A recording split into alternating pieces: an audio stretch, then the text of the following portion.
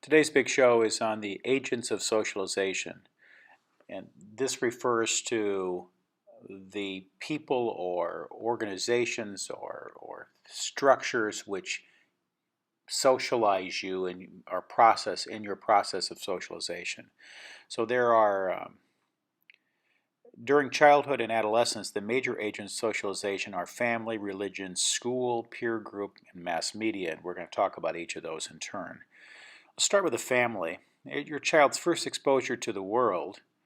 And within the family, the child learns to think, speak, internalize norms, beliefs, and values. Within the family, the child develops a capacity or lack thereof for intimate and personal relationships and acquires self-image. So this reflects the importance of family and what you will become and your ability to have positive relationships by what you are modeled or what's done in front of you or to you when you're young. Our family social class shapes what we think of ourselves and how others treat us, even far into adulthood. If you are upper class, you're going to see the world one way and people will see you one way, versus if you are poor or an underclass. And as we get into class structure, this will make even more sense. And I think an interesting fact about the family as an agent of socialization is that these people, these important people, these family members, you didn't select any of them. They are selected for you. You don't get to pick your family. The next agent of socialization we'll look at is religion. Even for people who do not attend religious services, it is an important agent of socialization.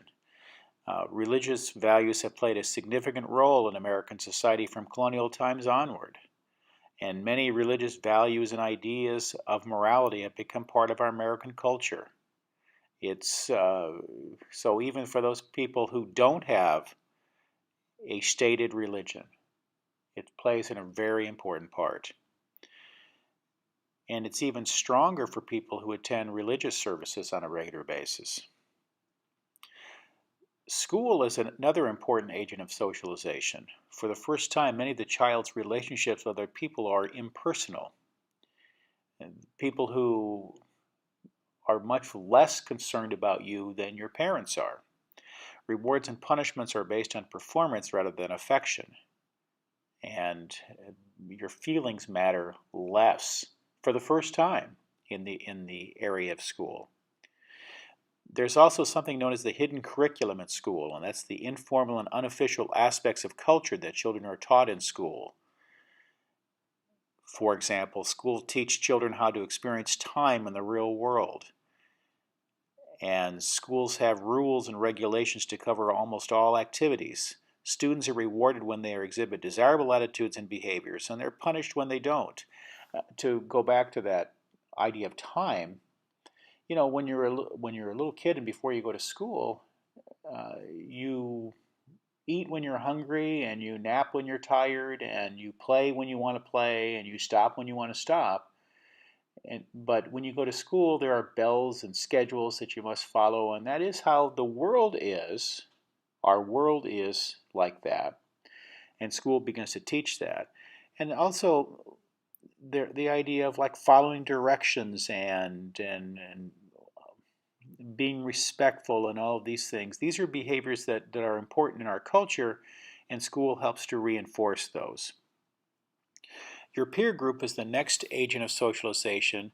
Your peer group is a set of individuals of roughly the same age and interests.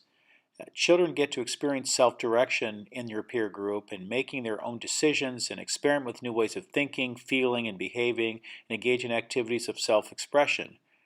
Really, for many of us, the first time is in our peer group.